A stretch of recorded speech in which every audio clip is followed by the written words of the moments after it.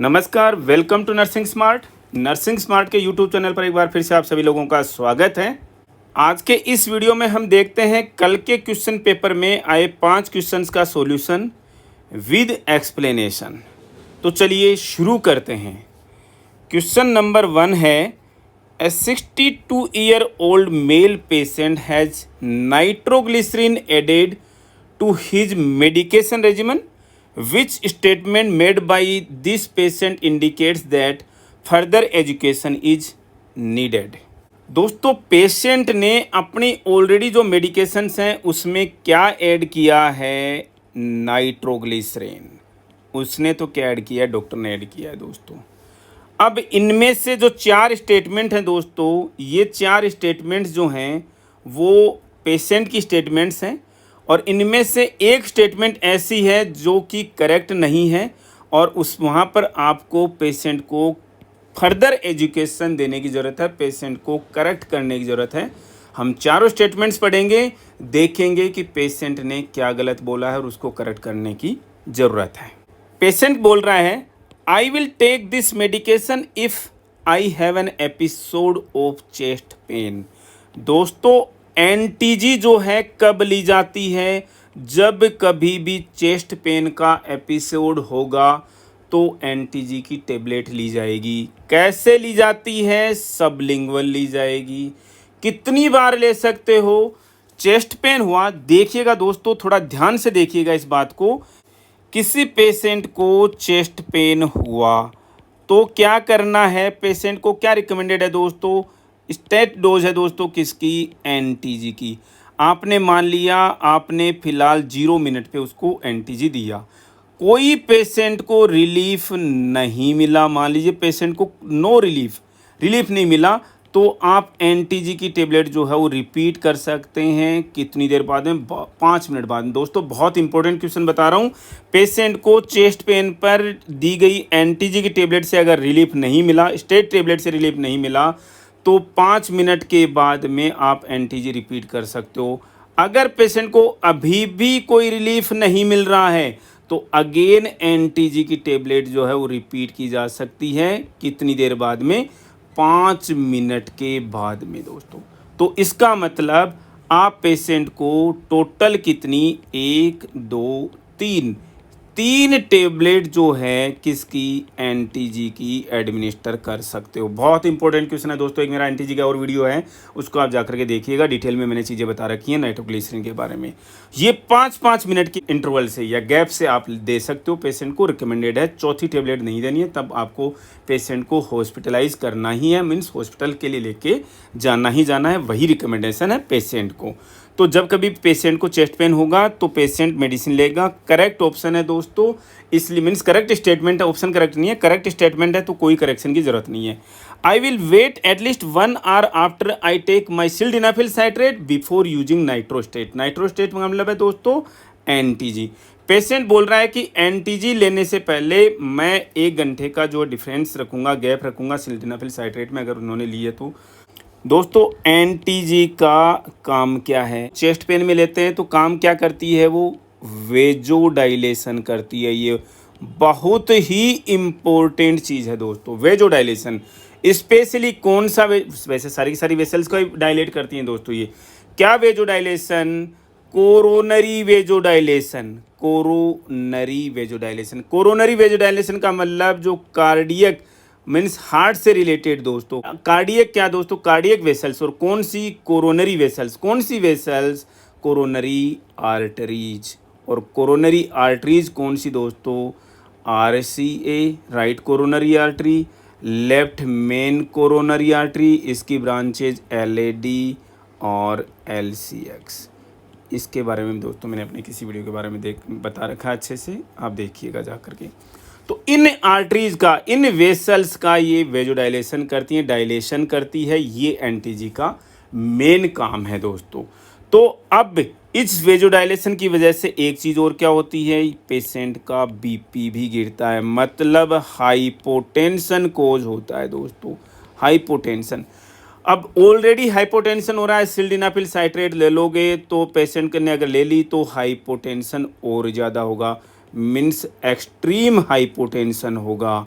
Extreme hypotension होगा, इसका मतलब ये कतई रिकमेंडेड नहीं है। पेशेंट गलत बोल रहा है, सिल्डेनाफिल साइट्रेट जो है रिकमेंडेड नहीं है। पेशेंट को नाइट्रोग्लिसरीन के साथ में करेक्शन की ज़रूरत है। चलिए दूसरे स्टेटमेंट से देखते हैं पेशेंट के। I can take up to 3 tablets every 5 minutes if my angina occurs। Yes, हमने स्टडी किया दोस्तों, अभी 0 मिनट पे, फिर 5 मिनट पे, फिर 5 मिनट पे हम 3 टेबलेट पेशेंट को रिकमेंड कर सकते हैं। पेशेंट सही बोल रहा है, ये भी सही बोल रहा था। I know that I must put this tablet under my tongue for it to work.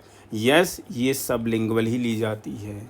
दोस्तों एक चीज़ आपको और दिमाग में रखनी है, एनटीजी जो है उसका एक बहुत कॉमन साइड इफ़ेक्ट है क्या?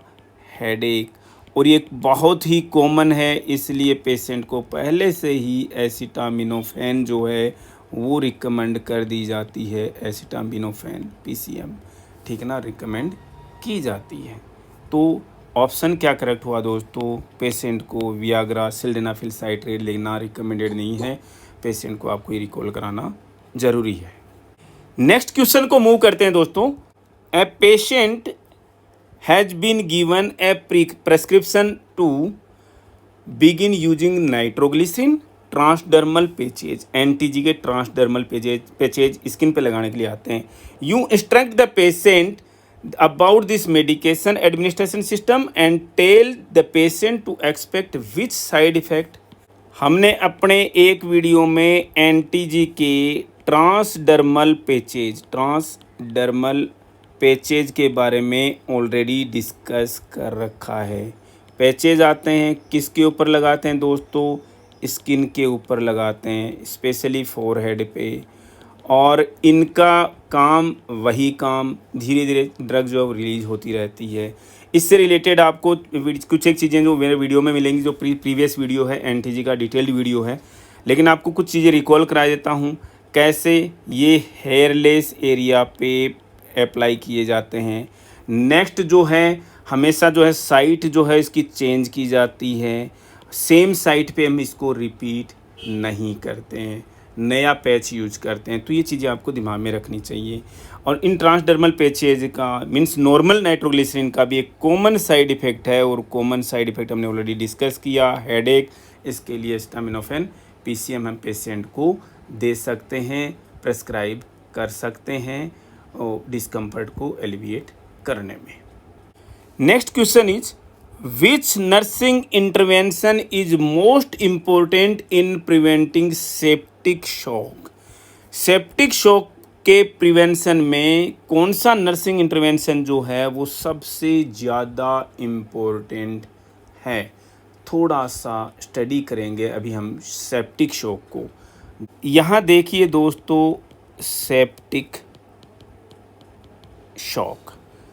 शॉक बड़ी चीज़ है, वो वाला शॉक नहीं दोस्तों, शॉक नहीं, शॉक। और शॉक वैसे भी बड़ी चीज़ है दोस्तों। सेप्टिक शॉक के बारे में आप दो चीज़ें दिमाग में रखना।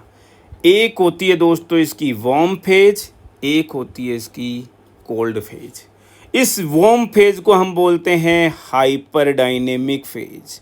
दोस्तों मेरे वीडियोज़ में जितना मेरे लेवल पर पॉसिबल है, मैं अपने वीडियोज़ के अंदर क्वेश्चन आंसर नहीं बताता हूँ डायरेक्टली कि हाँ जी ये क्वेश्चन है, ये आंसर है। आपको भी मिल जाएंगे कहीं ना कहीं, तो ये क्वेश्चन ज़रूरी थोड़े ना है। पढ़ लीजिए, क्या फ़ायदा अगर हम समझाया नहीं गया तो उनको। मैं जितना मेरे लेवल पर पॉसिबल है, नर्सिंग स्मार्ट आपको समझाने की कोशिश करेगा। और अगर स्टिल आपके कुछ क्वेरीज रहती हैं तो आप कमेंट बॉक्स में डाल करके हमारे साथ में डिस्कस कर सकते हैं। तो हम यहाँ पर देखते हैं, वार्म जो फेज़ है वो हाइपर डायनेमिक फेज़ है। कोल्ड फेज जो है दोस्तों वो हाइपोडायनेमिक फेज है। वार्म फेज जो है वो अर्ली फेज है या फर्स्ट फेज भी बोलते हैं। कोल्ड फेज जो है वो लेट फेज के नाम से भी जानी जाती है। ये तो आप थोड़ा सा दिमाग में रखना। इसका मतलब क्या हो गया, वार्म फेज के साइन सिम्टम्स अलग हैं थोड़े से, और कोल्डर फेज के साइन सिम्टम्स जो हैं वो अलग हैं। वार्म फेज में आप इतना तो दिमाग में रख लेना जी, वार्म फेज है तो क्या हुआ, फीवर होगा पेशेंट को, ठीक है। दूसरा standard HTT means hypotension, tachycardia. मेरे वीडियो देखिएगा दोस्तों, उसके अंदर बता रखा मैंने हाइपोटेंशन, टेकीकार्डिया, टेकीपनिया स्टैंडर्ड है दोस्तों। शॉक में ये होगा ही होगा पेशेंट को। पेशेंट रिस्क पर है सबसे ज़्यादा ARDS के, एक्यूट रेस्पिरेटरी डिस्ट्रेस सिंड्रोम के। पेशेंट सबसे ज़्यादा रिस्क पर है दोस्तों। एक और बड़ी चीज़, वॉर्म फेज में पेशेंट की जो स्किन है वो कैसी होती है? फीवर है तो फीवर में वॉर्म फ्लश्ड स्किन होती है दोस्तों। ये बहुत ही इंपॉर्टेंट बता रहा हूँ मैं, आप डिफ्रेंशिएट कीजिएगा, रूल आउट कीजिएगा, इसको डिफरेंस समझिएगा आप इस चीज़ को कि वॉर्म फेज में पेशेंट की स्किन जो है वो वार्म होती है, फ्लश्ड स्किन होती है, जबकि कोल्ड फेज में कैसी होगी? कूल क्लेमी स्किन होगी। ये चीज़ दिमाग में रखनी है आपको। क्वेश्चन हम थोड़ा अलग चले गए, यहाँ पर हम थोड़ा भटक गए दोस्तों। हम बात कर रहे थे सेप्टिक शॉक के प्रिवेंशन की। कौन सा इंटरवेंशन, नर्सिंग इंटरवेंशन सबसे ज़्यादा इम्पोर्टेंट है? अब आप ऑप्शन टू ऑप्शन चलिएगा, आपको चीज़ें खुद को समझ में आएंगी कि सेप्टिक शॉक के प्रिवेंशन में क्या चीज़ इंपॉर्टेंट है। Administering IV fluid replacement therapy as ordered. IV replacement therapy दोस्तों, अगर हाइपोवोलिमिक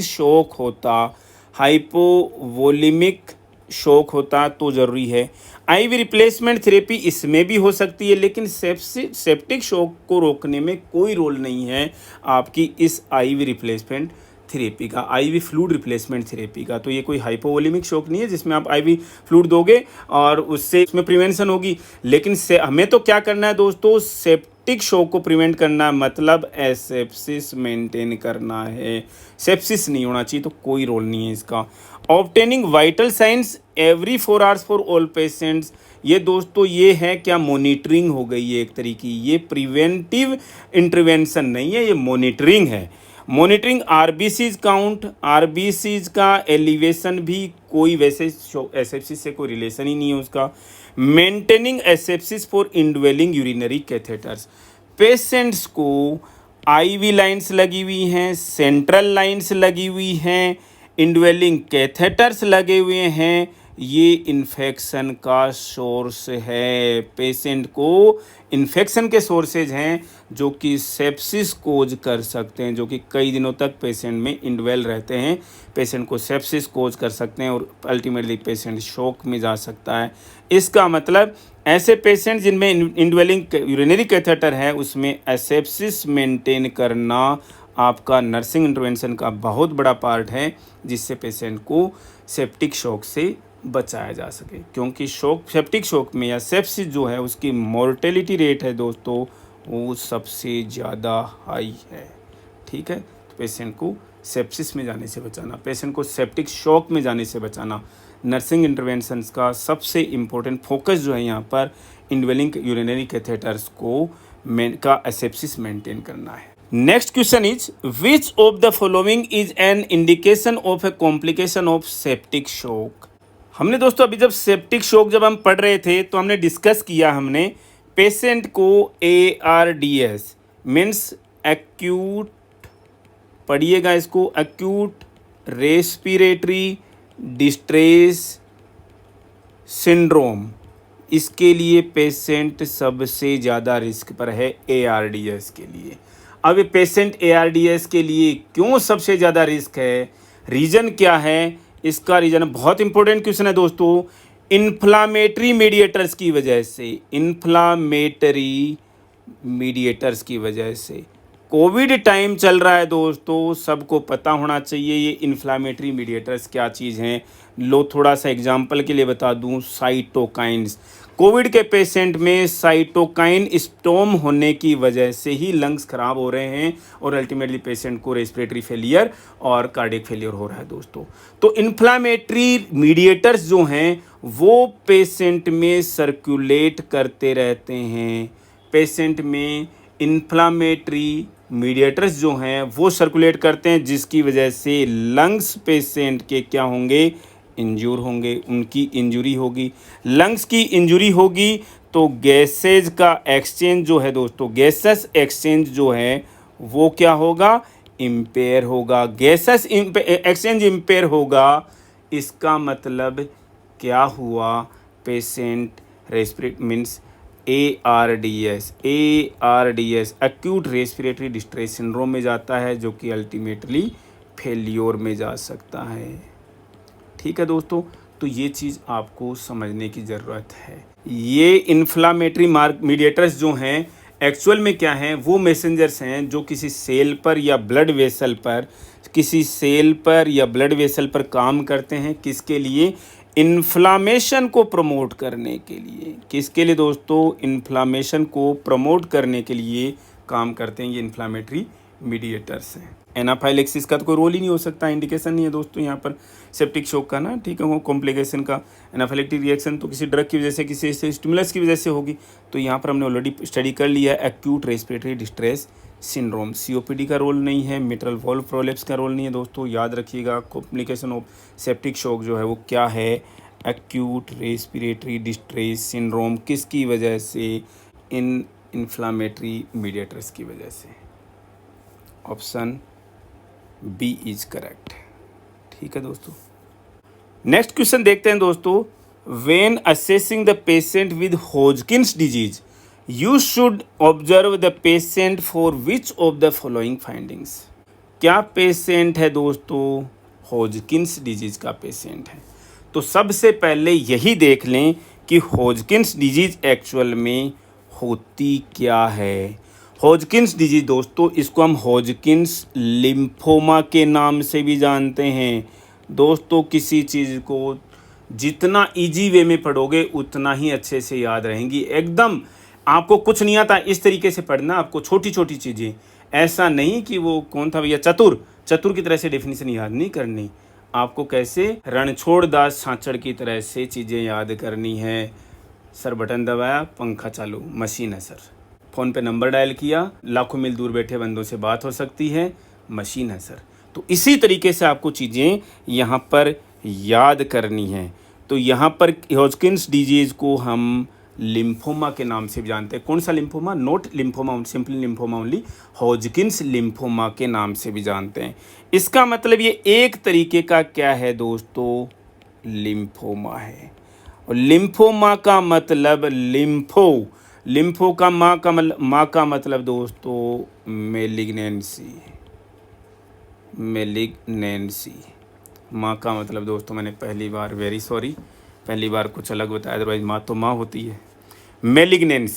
मेलिग्नेंसी किसकी दोस्तों? लिम्फोसाइट्स की। लिम्फोसाइट्स क्या होती हैं? एक तरीके की WBCs हैं। तो आप इनको और क्या बोल सकते हो? इसको क्या बोल सकते हो? किसको? इस मेलिग्नेंसी को क्या बोल सकते हो? Reticulo endothelial system. याद आया दोस्तों, मैंने कुछ बता रखा है। रेटिकुलो एंडोथीलियल सिस्टम क्या?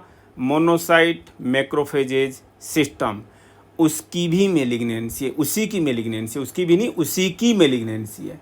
अब होता क्या है दोस्तों, इसके अंदर होता क्या है? एक सिंगल लिम्फ नोड्स के अंदर क्या है दोस्तों? लिम्फोसाइट्स हैं।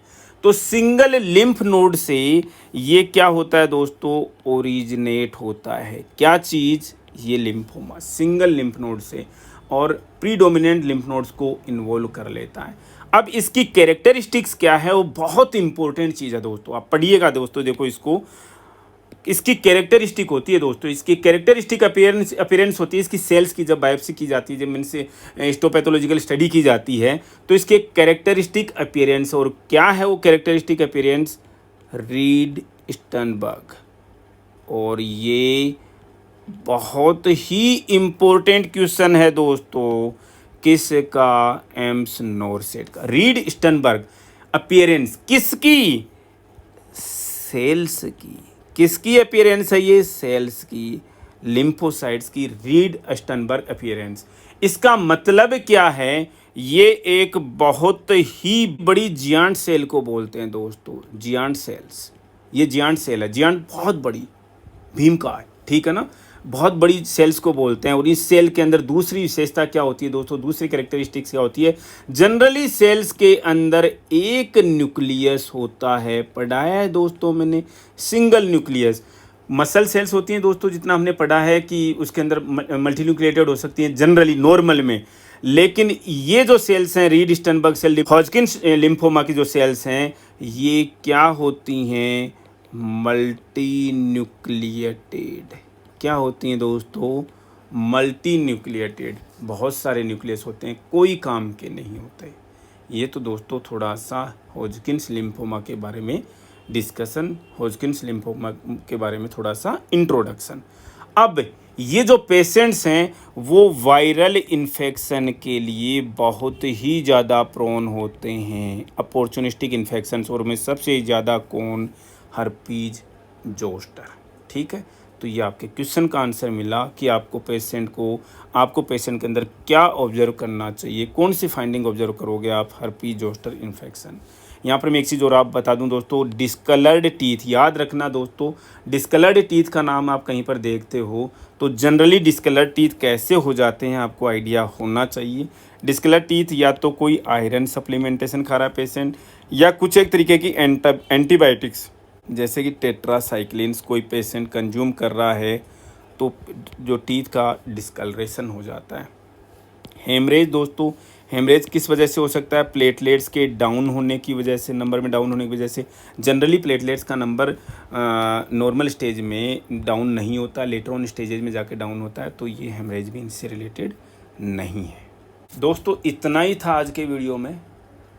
अगले 5 क्वेश्चंस का सेट लेकर के बहुत ही जल्द हाजिर होंगे। पहले आपके लिए पेपर होगा गूगल फॉर्म्स पर, आपके जितने भी सॉल्यूशंस आते हैं मेरे पास में वो एकदम प्राइवेट हैं, पब्लिक डिस्प्ले नहीं है उनका। आप निष्फिक्र होकर के उनका सॉल्यूशन रखिएगा हमेशा और सबमिट कीजिएगा पेपर, और ऑनेस्टली सबमिट कीजिएगा दोस्तों, ताकि आपका अपना इवेल्युएशन हो सके। Thank you, thanks a lot for watching video.